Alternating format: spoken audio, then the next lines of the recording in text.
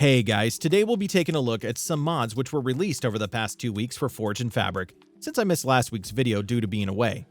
Since Forge still hasn't released for 1.17, we'll be looking at mods for Forge and Fabric on 1.16, and then Fabric 1.17. You can download any of these mods from the description below. Vanillo adds a few new items and tweaks to Minecraft, starting with Void Armor, which is an upgrade from Netherite. There are some new rails too, which are created from wood, glowstone, diamond, and netherite, which all change the speed. A new villager is the conductor, who will mostly sell rails. Some new decoration blocks come in the form of bricks and slabs, and there's a few more features too. Another new set of armor that's rated above netherite comes with Cold's Wandering Trader. You'll have to buy them from the Wandering Trader, and they can be repaired using blocks of lapis. Some other items include the Trader's Whistle, which can be used to summon a Wandering Trader, the Trader's Mirror, which can be used to teleport you back to the surface when underground, or there's the End Mirror, which can be used to teleport you between the End and Overworld. The Trader also sells Hero Charms, which can be used to instantly give you the Hero of the Village effect. WildFarmCraft starts by changing the models and appearance of some animals in your world. Animals like pigs, sheep, cows, and chickens look more detailed and have a bit of variety too.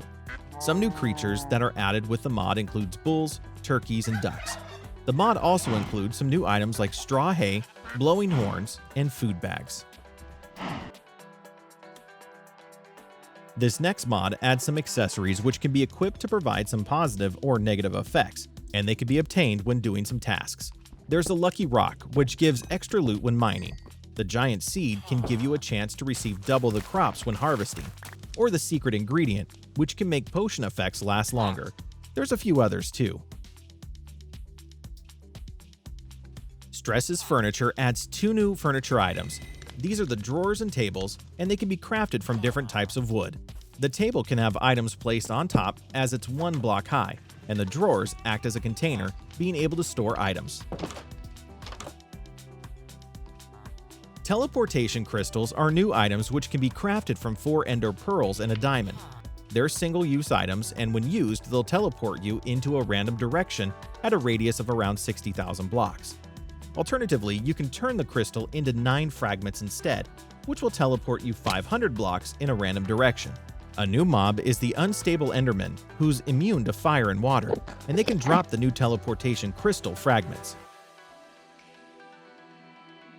Frostbite makes some improvements to the colder side of Minecraft, starting with snow cones, a food item which can be crafted from a snowball, bowl, and food item. There's new decoration blocks too, which includes packed snow bricks, frosted glass, and candy cane blocks. Underground loot crates add some new treasure chests. There's basic crates which spawn in the overworld and nether and typically don't contain good items. You'll want to find a rare crate instead, which might even drop diamonds. Nether crates can drop the molten pickaxe, which can set enemies on fire. Water crates can be found in water and might drop the anchor, a slow melee weapon with huge knockback. Finally, there's biome crates, which spawn in a few different biomes and can drop some unique weapons like staffs and blowpipes. Advanced Netherite expands on netherite ingots, allowing them to be combined with iron, gold, emerald, and diamond. These can be used in your tools and armor, giving them a boost in stats and change in appearance. For a comparison, a standard netherite sword deals 8 damage, whereas the netherite diamond sword deals 11 damage instead, while also increasing the durability. Farsight adds the Spyglass, which can be crafted from 4 gold ingots, 2 glass panes, and a piece of leather. It's very useful for if you don't have Optifine or want to zoom in a vanilla-friendly and immersive way. The Unnamed Animal Mod currently adds 19 animals into Minecraft, as well as the new mangrove forest biome where some of these animals can be found. Some of the new animals include crabs, whales, frogs, snakes, and stingrays. So there's quite a few aquatic theme ones. There's some new blocks too, like dried mud and mangrove wood. Cold Enchants 2 adds over 50 new enchantments to the game. Some examples are Botanist, which causes plants to grow where you're sprinting, Butchering, which will cause animals to drop more meat when they're killed, Cat Paw will make creepers be afraid of you and they'll run away, and Levitate will allow you to temporarily levitate by right-clicking. So as you can see, there's a wide range of enchantments. Castle in the Sky adds a new large castle structure, which will be in the sky on a floating island. To find them, you can obtain a levitation stone from a cartographer villager. When you right-click while holding it, you'll receive the slow falling effect, and particles will direct you to the nearest castle, which might be very far away. The structure is huge, featuring lots of empty spaces, large trees, and buildings. It could easily be transformed into a new home for you. A new item comes with Cold's Mob Tracker, which can be crafted from lots of different redstone items. You can hold shift and right-click while holding the tracker to switch between different mob types like monsters, animals, villagers, and more. Then, when you right-click, those mobs will be highlighted for 30 seconds. Forgotten Lands adds around 5 new biomes, which are the Toxic Marsh, Dried Ocean, Red Algae Sea, the Brine, and Stellar Mountain.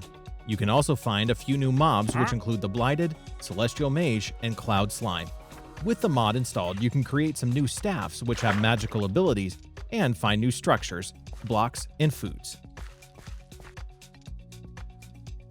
The Nether Chest is a new item which can be made from nether bricks and a nether star. It's intended for multiplayer servers, as any items you store in the chest can be accessed from any other nether chest, and the contents are shared between players. Grizzly Bears are new creatures that you'll find spawning in your world, mostly in the taiga and forest biomes. They're dangerous to both humans and other small creatures, so make sure to be careful. You might also find them catching fish, and you can breed them by feeding them fish too.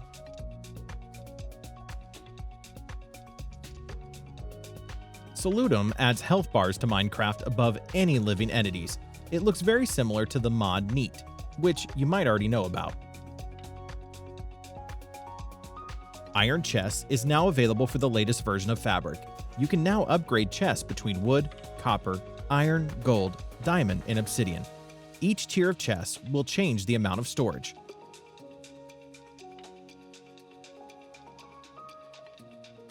Fabric Enchantments is also new, adding different enchantments for armor and weapons.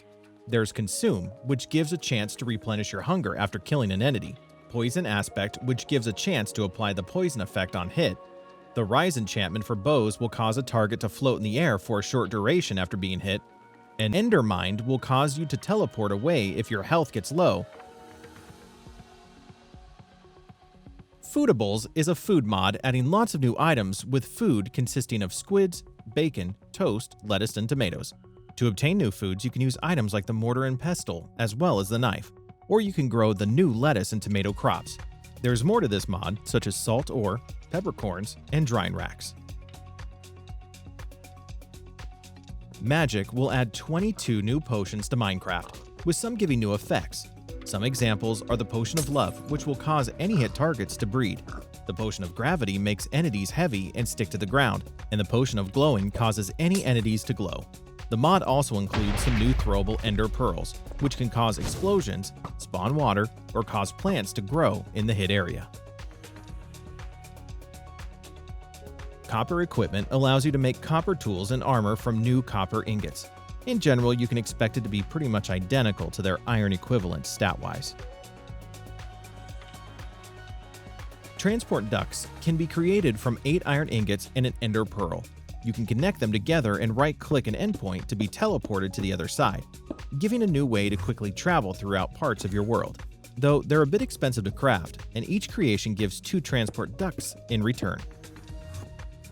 That's it for this week. I'll be covering a lot more mods soon, so make sure to leave a like and subscribe for more. Check out my channel too, as we've covered hundreds of mods for Forge and Fabric so far.